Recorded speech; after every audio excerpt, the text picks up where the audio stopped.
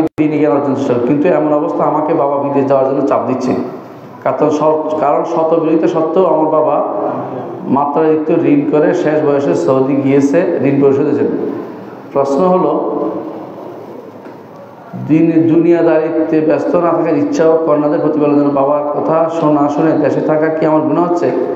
গুনাহ হচ্ছে না, গুনাহ হচ্ছে না, গুনাহ হচ্ছে না। আপনি পরিবারকে সময় দিবেন, ফ্যামিলি আছে, বাচ্চা কাছে সময় দিবেন, এটা বেশি জরুরি। বুঝতে পারছে কথাটা? এখানে বাবার কথা শুনে এটা ফরজ ওয়াজিবের ভিতরে পড়ে না। বাবার ঋণ যদি বাবার কোনো কারণে বাবা জমি বিক্রি করে শোধ করে দিবেন, বাড়ি না থাকলে বাড়ি বিক্রি করে শোধ করবেন। আপনি যতটুকু পারেন আপনি নিজে চলতে পারলেই হইল। কথা বুঝতে পারছি? কখনো এই সমস্ত কাজে বাবার আনুগত্য করতে হয় না। এটা অতিরিক্ত জিনিস, আপনাকে আরেক দায়িত্ব থেকে দূরে সরিয়ে দিবে। সন্তান এবং বিবি বাচ্চার দায়িত্ব, বিবিদের বউয়ের দায়িত্ব পালন করা এটা ফরজ। এটা পালন না করে বিদেশে যাবেন, বউ আরেকজনের সাথে লাইন করে আকাম করবে, এই দায়িত্ব কে নেবে? সুতরাং অবশ্যই এখানে বাবের এই কথা শোনা যাবে না। বাপকে বলেন যে আপনি যে টাকা রোজগার করছেন কিন্তু একটু বিক্রি করে দেন, যদি দোতলা থাকে একতলা বিক্রি করে ফেলেন, যদি ঘর বেশি থাকে লম্বা থাকে অর্ধেক বিক্রি করে দেন, তারপরেও ঋণ রাখলেন না আপনারটা, আপনি করে যান। আমারটা আমার চিন্তা আমি করবো। বাবারা অতিমাত্র সন্তানের চিন্তায় ব্যস্ত হয়ে পড়ে, শরীয়ত অনুমোদিত কাজ নয় এটা। সন্তানের চিন্তা সন্তান করবে, আপনার চিন্তা আপনি করে চলে যান। এত চিন্তা কিসের? শয়তানের রিজিক আল্লাহ দিয়েছে, বড় হয়েছে শয়তান, যখন থেকে বড় হয়েছে প্রাপ্তবয়স্ক হয়েছে তখন থেকে আপনার দায়িত্ব খালাস। পারলে করবেন, না পারলে করবেন না। পারলে করবেন, না পারলে কিছু করার দরকার নেই। সমস্যা কী হয়েছে? হাঁটে কে এটা দিতে? হাঁটেন না, হাঁটেন না, হাঁটে লাইন ধরে। হ্যাঁ, আপনার দায়িত্ব হচ্ছে তাকে প্রাপ্তবয়স্ক পর্যন্ত পৌঁছে দেওয়া, আর মেয়ে হলে বিয়ে দিয়ে দেওয়া। এরপরে যদি কোনো অতিরিক্ত সম্পদের জন্য বাইরে যেতে হয়, বাড়ি করার জন্য ঋণ করতে হয়, জমি কেনার জন্য ঋণ করতে হয়, এটা আপনার অতিরিক্ত কাম নিচ্ছেন জোর করে, ওইটার জন্য দায়িত্ব সন্তানরা নিবে না, আপনি নিতে বাধ্য, বাবা সন্তান নিতে বাধ্য না। সন্তান অতিরিক্ত টাকা এটার দরকার বিক্রি করে দিবে। বাবারা কেন বুঝে না যে সন্তান ইচ্ছাগুলো পুরোটা বিক্রি করতে পারে? আমি তো পাগল হচ্ছে কেন?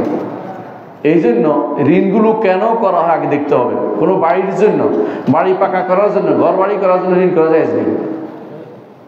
কথা বলছেন কিনা? ঋণ করতে হবে কিসের উপর?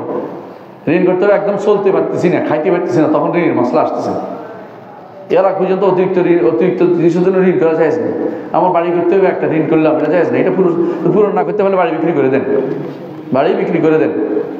সুতরাং আপনার এখানে গুনাহ হচ্ছে না। আপনি যাবেন না, সন্তানকে দেখবেন, বাবা মাকে বলবেন দয়া করে এই প্রশ্নটা আর করবেন না, আমি আমার সন্তান এবং পরিবার নিয়ে থাকতে চাই।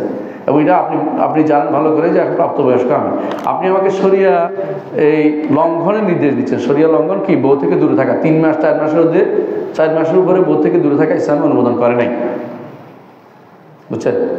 ও বউর অনুমতি দিলে থাকলেও যদি অন্যায় করে দায়িত্ব এটাই বহন করতে হবে। কোথায় সমস্যা হচ্ছে? লাইনটা কোথায় হচ্ছে সমস্যা? দেখেন।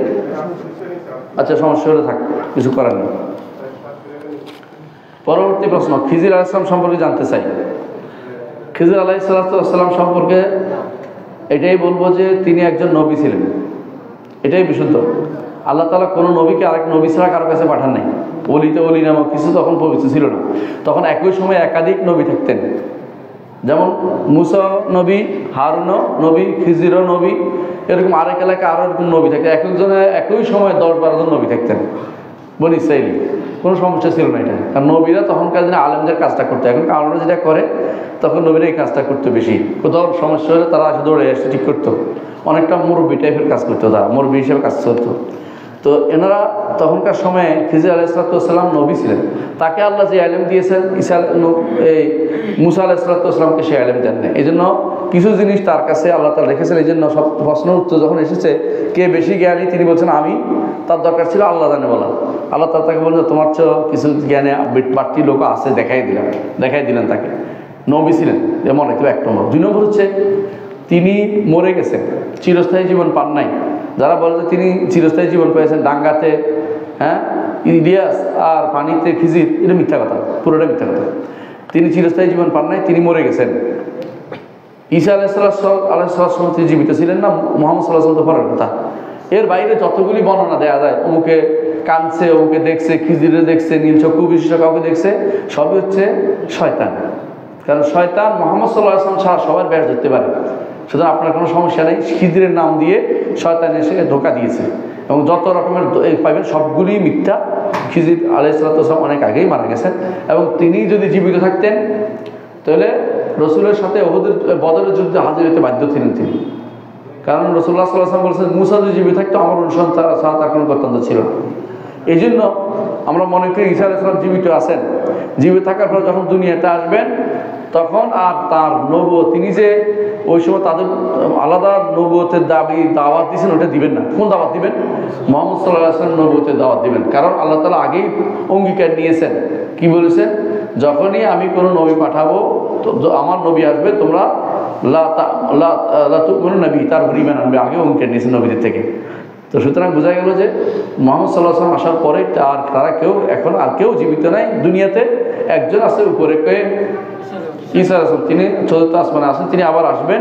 তিনি আসবেন, যখন আসবেন তখন ইনশাআল্লাহ আবার এই উম্মতেরই মাসলা দিবেন, নতুন করে মাসলা তিনি দিবেন না। মুহাম্মদ সাল্লাল্লাহু আলাইহি ওয়াসাল্লাম শরীয়ত মোতাবেক তিনি চলবেন, তবে শরীয়ত মোতাবেক তিনি রাষ্ট্র চালাবেন। তবে তিনি তার নবুয়ত বন্ধ হবে না। তিনি তো নবী ছিলেন আলাদা, এটা কমে যাবে না যে আমি উম্মত হয়ে গেছি, এটা বলবেন না। কিন্তু তার এই রাষ্ট্র পরিচালনা, দুনিয়া চালনা কিসের ভিত্তিতে হবে? কোরআন এবং হাদিসের ভিত্তিতে হবে। এবং আপনি বলতে পারেন তিনি তো কয়েকটা জিনিস বাদ দিবেন বলছেন হাদিসে, শুকর মেরে ফেলবেন, তারপরে জিজিয়া উঠে দেবেন। কারণ তখন জিজিয়া নেওয়ার মতো লোক থাকবে না, সবাই ইমান আনবে। এই জন্য উঠে দেওয়ার তো এটা ইমান যদি সবাই এনে যায়, এটা থেকে সালাকি করে। হ্যাঁ, কাদিয়ানি বদে কি কইছে জানেন তো? কই যে আমি ইংরেজের প্রতি একটা আমি জিজিয়া উঠে দিলাম, মানে ওই যে মনে করছে সে তারা যেন সবাই ঈসা মসিহ কয়। এবং সে বলছে রাবোয়া, আমি এখন আমার কাদিয়ানের নাম দিলাম রবোয়া, কারণ রবোয়াতে জন্ম হয়েছে। এরপরে সে কদিন বলে আমি তো ঈসা ছিলাম, কদিন বলে আমি তো মারিয়াম ছিলাম, মানে মনে যা আছে সে তা কেছে। খবিশ কাকে বলে? রাবিশ। তো এরা সবসময় ভুল, এই সমস্ত জিনিসের ভুল ব্যাখ্যা করে একটা ভুল তথ্য দিয়ে মানুষ বিভ্রান্ত করতে চায়। আপনার সাবধান থাকতে হবে। আশা করে বুঝছেন ইনশাআল্লাহ। আসসালামু আলাইকুম রহমতুল্লাহ বরকাতুহু। ওয়ালাইকুম আসসালাম। আল্লাহ রহমতে সহি সালামত, আলহামদুলিল্লাহ সহি সালামত। কিছুদিন আগে শুনলাম ইমাম ইবনে তাইমিয়া নাকি বলেছেন জাহান্নাম চিরস্থায়ী নয়। এটা কি সত্য? এবারে আমাদের অবস্থান কী হবে জানাবেন, জাযাকাল্লাহু খাইরান। প্রথমত আমাদের অবস্থান হবে অবশ্যই জাহান্নাম চিরস্থায়ী, জান্নাত চিরস্থায়ী। এক নম্বর কথা, অবশ্যই জান্নাত চিরস্থায়ী, জাহান্নাম চিরস্থায়ী। এখানে ইবনে তাইমিয়ার কথাটা কারা তুলে ধরে জানেন? নিজের ঘর বানাইছে কাঁচের, বুঝেন না? আর আমার শিশাডালা প্রাচীরে ডিল ছোড়ে। ওই শক্তি, ওই ওসামা আলী হোসেন, এই জাতীয় বেদাতিরা আছে না, ওদের কামে হইল এই কোথায় ইবনে তাইমিয়া কি কইছে এটার অপব্যাখ্যা করে তুলবে। কেন? যাতে করে যারা সহি আকীদা ও মানহাজের লোক আছে এদের মধ্যে দোষ ত্রুটি খুঁজে পাইতে হবে। ইবনে তাইমিয়া এটা বলছে, মনে রাখবেন। এক নম্বর কথা হচ্ছে ইবনে তাইমিয়া এইটা বলেছেন, তিনি বলেন নাই। এটা পূর্ববর্তী কোন ইমামের আসারের মধ্যে আছে। আব্দুল ইবনে হুমায়দ, মুসনাদে আব্দুল ইবনে হুমায়দ নাম শুনছেন? তার একটা তাফসির আছে, ওইটার মধ্যে বর্ণনা আসছে সাহাবায়ে কেরাম থেকে কেউ বলছেন যে জাহান্নাম এমন একটা সময় আসবে যে সময় জাহান্নামে আর কিছু থাকবে না। দুই কেবারকে দরজা এরকম করবে, কিছু থাকবে না। এটা থেকে এই কথাটাই তিনি বলেছেন। এর অর্থ হচ্ছে এটা বুঝতে হবে কোন জাহান্নাম দুই প্রকার। উনি বলছেন আরেক জায়গাতে আন্নারু নারানি, নার দুইটা, আগুন দুইটা। একটা হচ্ছে কাফেরদের জাহান্নাম, একটা হচ্ছে ঈমানদারদের জাহান্নাম। আল্লাহ তাআলা আফানা জাআল মুসলিমিনা কাল মুজরিমিন, কাফের এবং ঈমানদারকে একই জাহান্নামে দিবেন না, কারণ তাতে করে ঈমানদারদের অপমান না হয়। বুঝা গেছে কথাটা? তো কাফেরদের তো আগেই জাহান্নামে দিয়ে দিছে, আপনারা জানেন। হাসরের মাঠ থেকে জাহান্নামে পাঠিয়ে দিছে, লেফট রাইট করতে করতে জাহান্নামে চলে গেছে। বাকি যারা রয়েছে ঈমানদারদের কেউ পলসেরাত পারার সময় পড়ে যাবে নিচে, ওই জাহান্নাম ওইটা মারাত্মক জাহান্নাম। আর এটা হচ্ছে আগুনে পুড়বে, কিন্তু আল্লাহ তাআলা তাদেরকে বিভিন্নভাবে তাদের হেফাজত করবেন। এমনকি তাদের কপাল, যে অজুর জায়গাগুলো হেফাজত করবেন, কারণ তাদেরকে বের করে আনবেন তিনি সুপারিশের বলে। এরপর এখান থেকে বের করে আনবেন, যখন সেখান থেকে কলেমা বলা লা ইলাহা ইল্লাল্লাহ, ইমানের একটু অংশ আছে, তারা বের করে নিয়ে আসবেন, সেখানে আর কিছু নেই। ওই অংশ তখন ওই অংশের মধ্যে আর কেউ থাকবে না, ওই অংশ তখন আল্লাহ নিঃশেষ করে দেবেন। এটা বলা হয়েছে মরণান্তিক মৃত্যুতে। বুঝে আসছে কথাটা? এরা কি করছে, এইটাকে ইবনে তাইমিয়ার উপর দোষ আরোপ করার জন্য জাহান্নাম ধ্বংস হবে বলে দিছে। এরা হচ্ছে সবচেয়ে নিকৃষ্টতম মানুষ। এরা ইচ্ছা করে ইবনে তাইমিয়ার প্রতি মানুষকে ভীত শ্রদ্ধা করার জন্য, অথচ এই জায়গার কথাটা ইবনে তাইমিয়ার কথা নয়, এটা আগে থেকে চলে এসেছে এই কথাটা, এবং সত্য ওইটা বটে। মানে এই অংশটুকু, যে অংশ ইমানদারদের জাহান্নাম, এইটাকে কেউ কেউ বলছেন যে যোগ যোগ আলেমরা বলেছেন, এবং তাবেইন, আতবা তাবেইন, ইমাম মুজতাহিদিন অনেকে এটা বলেছেন, এই অংশের মধ্যে আর কিছু অংশ থাকবে না। এই অংশ তখন আর মূল জাহান্নাম না, যে জাহান্নাম কাফেরদের জন্য তৈরি করেছে চিরস্থায়ী, এটার ঘরে উনি বারবার বলেছেন। কিন্তু এই তাফসীর কেন আনছেন, এটাকে অপব্যাখ্যা করে শয়তান তৈরি করতেছে এরা। বুঝে আসছে কথাটা? এরা অনেকেই জানে না, জানে, আর বেশিরভাগ সমস্যা তৈরি করছে আপনাদের বুনিয়াদি আকীদার লেখক। বুঝছেন তো? অমুক বিন তমুক, এর মানুষের পর্যায়ে পড়ে না, এর মধ্যে কুফুরিতে ভরা। সে কি বলতেছে, এই কোরআন আমাদের কাছে আছে না, এই কোরআন আল্লাহর বাণী নয়। ঈমান থাকে? এই কোরআন সৃষ্ট, এই বলতেছে। আপনি বলে দেখেন, আরবি ভাষাতে যে কোরআনটা নাযিল হয়েছে এটা সৃষ্ট, সে বলতেছে। তো এটা কোন ভাষা নাযিল হয়েছে? নিঃসন্দেহে ফার্সি ভাষায় অথবা পশতু ভাষা, নইলে কোন ভাষাটা নাযিল হয়েছে জিজ্ঞাসা করতে হবে। এই ভাষায় নাযিল হয় নাই। এর কাছে কথা, আল্লাহ কথা বলেন না, আল্লাহর কথার কোনো আওয়াজ নাই। আল্লাহ তাআলা মুসা আলাইহিস সালাম কিভাবে কথা বলছেন, আদমের সাথে কিভাবে কথা বলছেন, মুহাম্মদ রাসূলুল্লাহ সাল্লাল্লাহু আলাইহি ওয়াসাল্লাম কিভাবে কথা বলছেন, ওর বইটা পরতে পরতে কুফরি। একবার প্রথম পৃষ্ঠা থেকে শুরু করে একবার শেষ পৃষ্ঠা পর্যন্ত কুফরিতে ভরা। কুফরিটা বললে কাফের হয়ে যাবে একজন মানুষ। ওই তথাকথিত বুনিয়াদি আকীদা, এটা কোনো ইমানদারের বড় ইমানদাররা ইমান নষ্ট করতে চাইলে বইটা পড়তে হবে, ইমানদার নষ্ট করবে কেউ যদি চায়। তো এই জাতীয় বইগুলো কখনো পড়বেন না, মানুষকে বলবেন না পড়তে, কারণ এগুলো কুফরিতে ভরা, সম্পূর্ণরূপে কুফরি। কোনো ইমানদার বলে নাই কোনোদিন। সেগুলি এনে এসে ওই কুফরি মতবাদ একসাথে করে আনে চালু করছে। কাউসারি দ্বিতীয় কাউসারি, এটা আরেক কাউসারি আগে গেছে, এরকম তারা এরকম মতবাদ চালু করছে।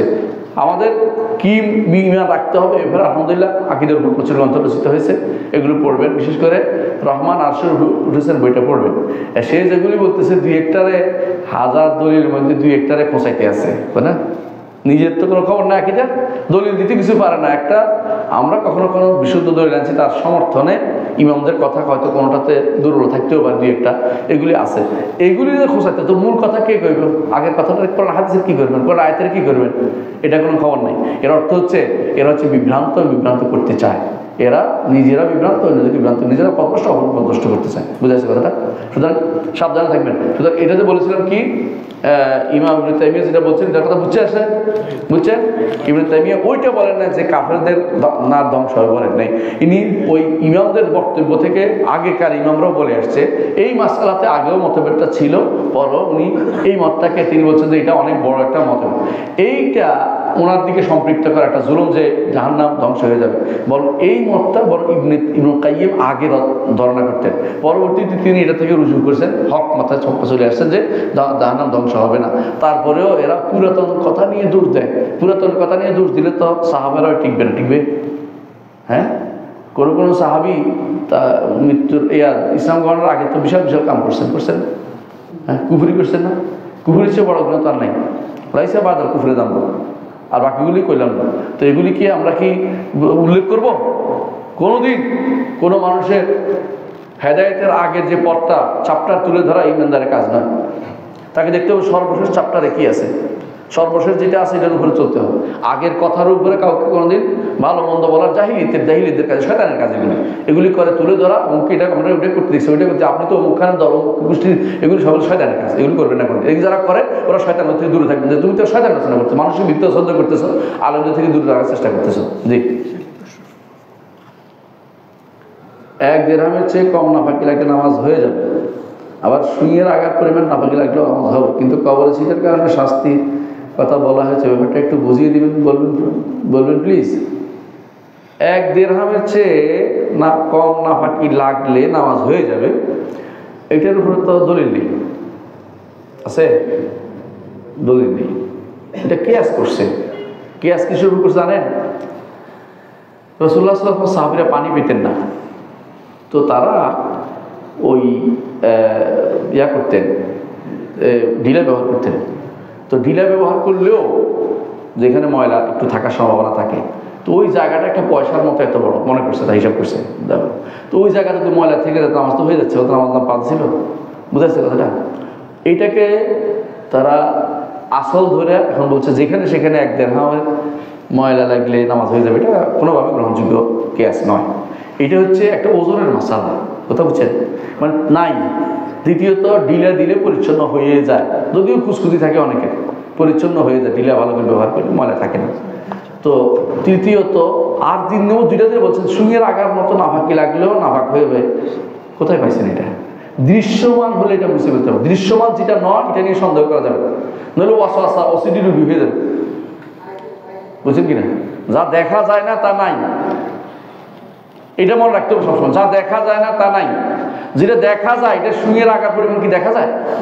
তো এটার জন্য শরীয়ত আপনাকে পাকড়াও করবে না, লা ইউকাল্লিফুল্লাহু নাফসান ইল্লা উসআহা, কাউকে সাহায্য করে কষ্ট দেন না।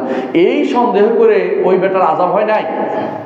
ওই বেটা আযাব হচ্ছে কেন? যে বেটা পেশাব থেকে বাঁচতো না, এর কারণে আযাব হয় না। পেশাব থেকে অনেকে দেরি করে নামাজ পড়তে পারবে না। ফজরের সালাতের পরে যদি কোনো কেউ পেশাব করে জোহর পর্যন্ত, সে কিন্তু বিশাল সময় পাইছে। এই সময়তে দুনিয়া সব কাজ করতে পারে, স্ত্রীর কাজও যাইতে পারে, তাই না? পেশাব পায়খানা করতে পারে। এই সময় কাপড় পরাতে না পড়লে গুনাহ হবে না তার। সমস্যা হচ্ছে উনি এই অবস্থায় ইবাদত করতেন সালাতের, এই জন্য ইবাদত শাস্তি হয়েছে। বুঝা যাচ্ছে কথাটা? শাস্তির কারণ কিন্তু এইটা যে তিনি এইটা অবস্থায় ইবাদত করছেন, এই জন্য। নাপাক থাকলে ইবাদত হয় না, গুনাহ হয় না। তো রাসূলুল্লাহ সাল্লাল্লাহু আলাইহি ওয়াসাল্লাম তিনি ফজর পর্যন্ত ফরজ গোসল দেরি করে করছেন, হাদিসে আছে না? আছে, হাদিসে আছে। এবং তিনি বলছেন বাব, এবং বুখারী অধ্যায় বিন্যাস করেছেন, বাব মা ইউসবিহু জুনুবান, অধ্যায় যে ব্যক্তি সকাল পর্যন্ত ফজরের উপরে জুনুবের গোসল, জানাজাতের গোসল করছে। এইসব কি নাম পাক ছিল নাকি? দেরি করে পাক থাকা না থাকার সাথে সম্পৃক্ততা গুনাহ নাই। গুনাহ হচ্ছে এটাতে অবস্থায় ইবাদত করাটা।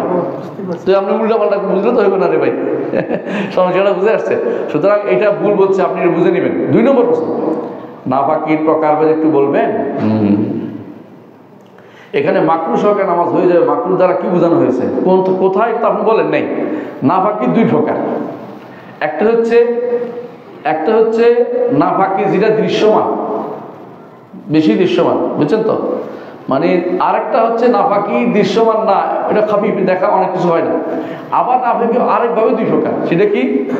যেটা দৃশ্যমান এটাই ধরা হবে, আর যেটা দৃশ্যমান নয় এটা ধরা হবে না। বুঝাচ্ছে কথা? আল্লাহর কাছে মাফু আনলো, দেখি না আল্লাহ তাআলা ইউকাল্লিফু নাফসান ইল্লা উসআহা, সোজা কথা এটা। আরেকটা হচ্ছে নাফাকি 2 প্রকার, আরেকটা আছে, এটা হলো মুগাল্লাজা, মুখাফাফা। অনেকগুলো মুগাল্লাজা আছে যেগুলো, যে সমস্ত যেমন প্রাণীর গোশত খাওয়া যায় না, এগুলো নাফাকি হচ্ছে মুগাল্লাজা, কঠিন। আর যেগুলো প্রাণী কিন্তু গোশত খাওয়া যায়, এগুলোর নাফাকিটাকে মুখাফাফা ধরা হয়, হালকা ধরা হয়। কোনো ইমাম নিকট এগুলো নাফাকি না, অনেক ইমাম নিকট। এই জন্য অনেকে এটা নিয়ে কথা ওঠায়, গরুর পেশাব লাগছে কি হবে? গরু তো খাবার গোশত খাওয়া যায়। কোনো ইমাম বলছেন যে গরুর গোশতের পেশাব নাফাক না, বুঝলেন? এই জন্য উটের পেশাব নাফাক না বলে অনেকে হাদিসে আসছে সোজা হিসেবে। মোট কথা এটাই যে নাফাকি 2 ভাগ, একটা হচ্ছে মুগাল্লাজা, একটা হচ্ছে মুখাফাফা। তো যেগুলো গোশত খাওয়া যায় না ওগুলির নাফাকি কি?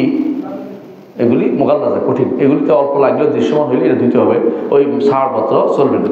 আর মাকরু হচ্ছে ওইগুলো যেগুলো, যেমন গরু, ছাগল, এগুলি হচ্ছে বাস্তব, যেগুলো যদি কোনো পেশাবের সিটে আসে, এগুলি যতক্ষণ পর্যন্ত 3 ভাগের 1 ভাগ নষ্ট না, আবু হানিফা রাহমাতুল্লাহ নিকট ততক্ষণ পর্যন্ত নাফাক বলা হয় না।